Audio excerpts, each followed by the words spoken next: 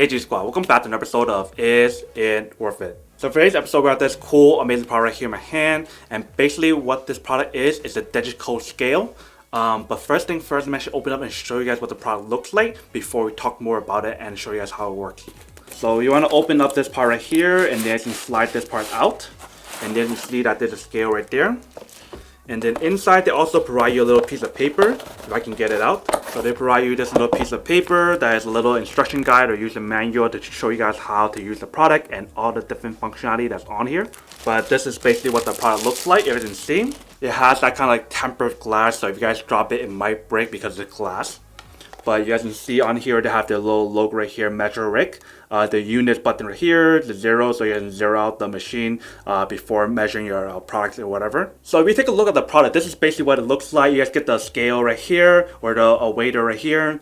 You guys get the unit button to press it to change all like the different measurements. And you guys get a zero button right here that you can use to zero out the product before weighting your stuff, so you guys don't get the wrong measurement or whatever. And then we turn on the back side, you guys can see that right here, the slot, you guys can put in the battery. They use this 3 AAA battery, which they actually do provide you, but I do recommend using like your own rechargeable battery just in case. Because let's say if the battery that they provide you runs out of battery, then you guys need to buy a new one.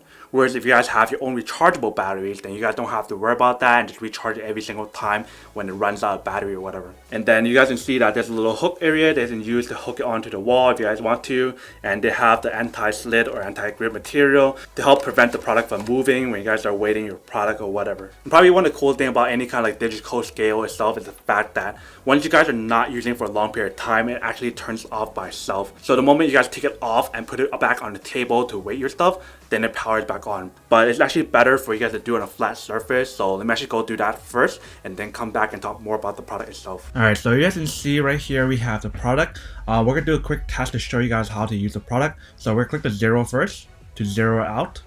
Alright, so it's zero now. So now we can actually put on the device to measure it, and you guys can see that it measured 412 grams.